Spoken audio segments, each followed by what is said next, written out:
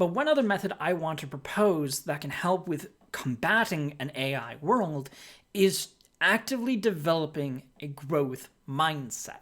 Thanks to OpenAI's ChatGPT being launched just a few years ago, the number of trends surrounding AI has blown up since then. Companies are taking advantage of how lonely we are and offering us AI girlfriends and boyfriends. Other companies are embedding them into their products like Apple's intelligence system or Windows Copilot.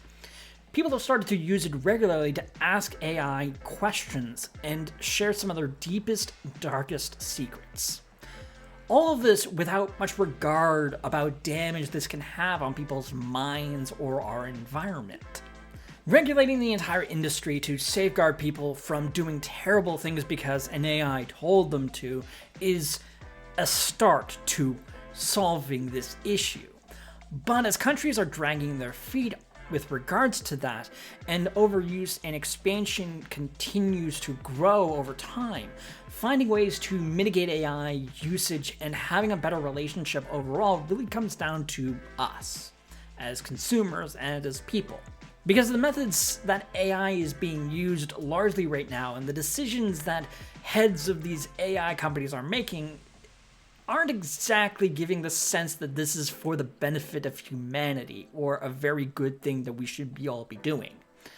Already, we're starting to see some of the efforts of other people fighting against AI, with a number of artists creating programs that actively harm AI, to 404 Media releasing a recent helpful guide on how to help someone break out of AI psychosis. This is also on top of other recent developments like Sora being shut down thanks to the help of Disney, which I suppose, yay, corporatism? But one other method I want to propose that can help with combating an AI world is actively developing a growth mindset. It's a phenomenon that emerged in 2006, but was quickly overshadowed by The Secret. However, unlike The Secret, this phenomenon is grounded in sounder science and could very well hold the key to solving this issue on a personal level for us. And leveraging it even further can help us grow as individuals.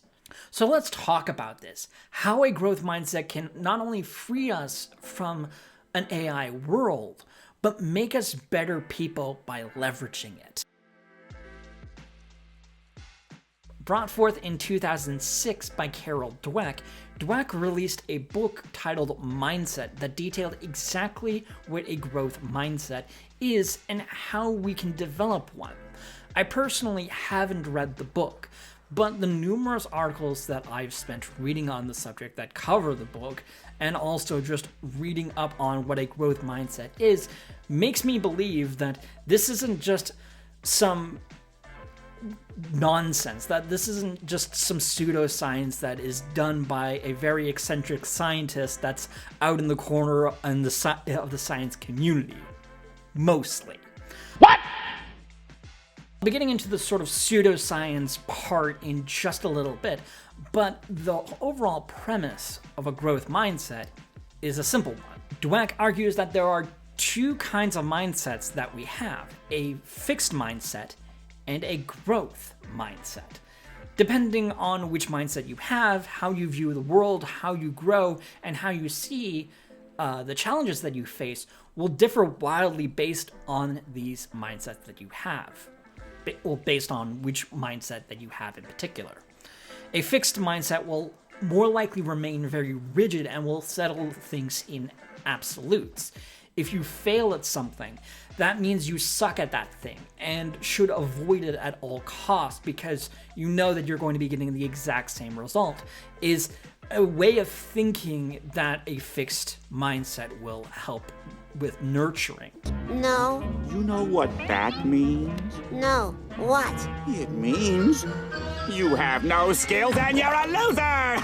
Meanwhile, a growth mindset is far more flexible. They look at their challenges as opportunities to grow and see failures as the beginning of something rather than the absolute end and that they should avoid it. This belief structure in turn affects someone's overall attitudes and their behaviors towards learning and growing as people. And over time, this just has a ripple effect over our own lives, as I can attest to later on in this video, as I have plenty of personal examples revolving around these kinds of things, as I'm sure that you do as well. But what's important here is that this is something that we can all develop ourselves, and that this isn't just an inherent thing. And over the next few decades, this kind of notion has been proven time and time again, giving it some more credibility. But wait, I said not too long ago that there is a pseudoscience aspect to it, and yes, you're not wrong about that. And the most pseudoscience aspect of it really comes down to the start of this whole argument, when this finding was first pushed in 2006. Because when the research was first put up under scrutiny and was actually tested, it barely slipped by. That's suspicious. That's weird. At the time, researchers noted how this definitely needed more testing, as Dweck cooked her data to skew her findings in her favor. And part of the reason was the fact that she just released a book that was glazing up her magnum opus, her own brainchild, and was trying to make it sound very convincing. After all, who wouldn't want to do that sort of thing? Because it's your own life's work, more or less, and you want to be... and you're very biased towards putting this into a favorable light. But unlike the research surrounding the law of attraction and the New Thought theory, more research was actually put into a growth mindset, and more details were revealed to give this idea some proper legs to be standing on and have some more genuine credibility to it. Of note, there was a researching body that created the Program for International Students Assessments, where every 3 years they tested 15-year-olds on various topics like science, math, and reading, and published the results publicly. In 2008, that test confirmed that a growth mindset was directly linked to higher academic achievements in those tests, further proving that a growing and learning environment really helps with a growth mindset. It may have been cooked science and agenda-driven and heavily biased at the very beginning of all of this, but over time, the idea of a growth mindset was far more realistic and grounded in sounder science that concepts like the law of attraction could only dream of. And it can realistically put up a fight against AI primarily because of what a growth mindset really is. As the scope of what this mindset is expands, the more it can serve as a tool to fight against AI. Because at the end of the day, a growth mindset really is just a passion for learning and developing our brain further with information. And AI simply wants to make us passively learning and gaining little from using our brain. A good way to be thinking about all of this is that AI and the overuse of it will encourage more of a fixed mindset for ourselves, even if we get AI to do something creative for us via prompts or asking very interesting questions or introspective questions. Alternatively, a growth mindset is simply that. It's a tool that helps us grow and develop ourselves. And for the rest of the video, I'm going to be focusing on how you can refine that growth mindset to make it easier to adopt and leverage in your own life. As I talked about near the very start of this video, the key differences between a fixed mindset and a growth mindset is the relationship that we have with failures, setbacks, and overall learning.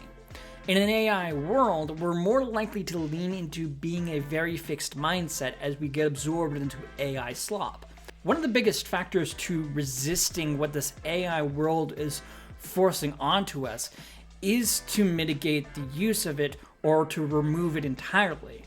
The latter part is difficult these days, as I can attest to as I use my own grammar checker for my own writing work. And unfortunately, there is some AI in there. No! God, please, no! No! But the former is totally workable, And it starts with looking at redefining those failures and setbacks for ourselves and making a change to them. A growth mindset is flexible and looks at these failures and setbacks as opportunities. But you need to do more than just tell yourself that and leave it at that. You need to start acting like it. When I use my grammar tool to help with correcting my grammar, I make a mental note of what is actually being highlighted and actually process the error that I made. This helps me with further refining my writing as time goes on. And I can note that this process is working well for me because in the past, it used to highlight a whole bunch of spelling mistakes or poor structure or some other suggestions of things that I could be doing instead. Now, it's just missing commas or dashes or the occasional typo that it actually highlights instead. Beyond that, getting into the habit of scrolling down or adding -AI to your Google searches at the end can ensure that you find some Reddit post or an article or a video from a genuine person instead of just whatever a bot just spits out and might not be as reliable. And that's really just the beginning, because there are plenty of other avenues that we can be doing, such as challenging our own specific views of those particular aspects I talked about. Is it really failure when you've learned something from an experience that resulted in a failure? You could also just keep a mental note of what that lesson actually is and use that as a justification to try again, rather than use it to beat yourself up or conclude that this isn't for you.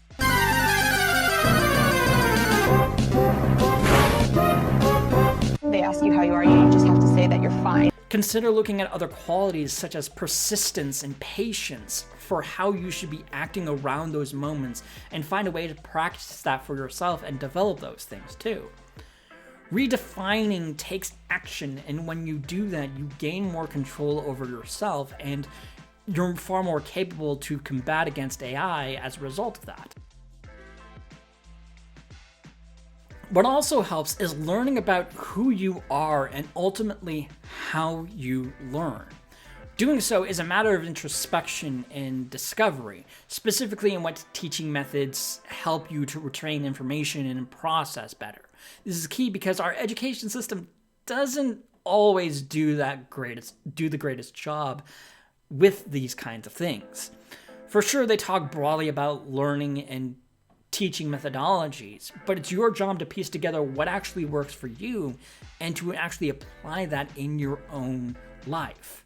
This relationship is ultimately one of the bigger reasons why a growth mindset can feel like pseudoscience, because if you had a bad teacher who didn't really teach you the topic very well or really got you that engaged with the topic, then you wouldn't be very knowledgeable in that area, and therefore you would have more of a fixed mindset in that kind of topic, or even more broadly as well. I can attest to that, as I've had science, history, and math teachers who either didn't want to teach me or made learning very not amusing and unenjoyable to be learning. It also really didn't help that I learned all of these topics in French and generally kept to myself, as I couldn't really rely on my parents to help with teaching me these kinds of subjects because everything was all in French and they could only speak English. And also just my isolationist tendencies as well. Just making sure that I kept to myself and kind of relied on myself rather than trying to engage with my peers and even ask questions, because I was embarrassed to be asking about them, to be asking questions. This was further emphasized by my overall belief that I developed right in middle school that I was going to forever be an average student and never achieve anything higher than a B+. And sure enough, that is exactly what my education basically amounted to. What got me to turn my attitude around from all of that was having more of a look at myself. This happened much later after high school, unfortunately, but I had a deeper appreciation to learning the more I looked at myself and how I actually learned and how I viewed myself, and started to develop more of a cat-like curiosity for the world and for learning. Self-introspection can really just break down the barriers and rekindle curiosity, and it can change your overall attitude towards studying, learning, and growth, as I've learned. It's why I do research these days when putting together these videos, rather than just asking ChatGPT or constantly relying on my past experiences for information and a way to add credibility to these videos. What I've learned over the years by looking at myself and how I genuinely learned and leaning into that has only sparked my passion for this topic that I'm talking about, and plenty of other topics as well. And I'm sure that can be the exact same thing for you if you're willing to do a little bit of self-introspection and look at how you learn and what actually drives you to learn in the first place. From what I've been able to gather, the biggest contributing factor to this growth mindset was what Carol Dweck argued at the very beginning: your attitude. While the scope is expanded to also include our environment and teachers and individuals in our lives that encourage learning in general, what's far more flexible is simply our mindset at the very beginning. As such, it pays to think of a growth mindset as just an acquired skill that you can continue to lean on as time goes on. No one can be a full-fledged expert on growth mindset, as our own growth and journeys are all very different and look very different. But the similarities are the attitudes and the general concepts that we hold onto that spur us on and help us with growing and learning. Some other considerations to keep in mind for a growth mindset I haven't touched on are things like asking for feedback so you don't stick to your biases all of the time. Ensuring you're writing down goals to give yourself a sense of direction.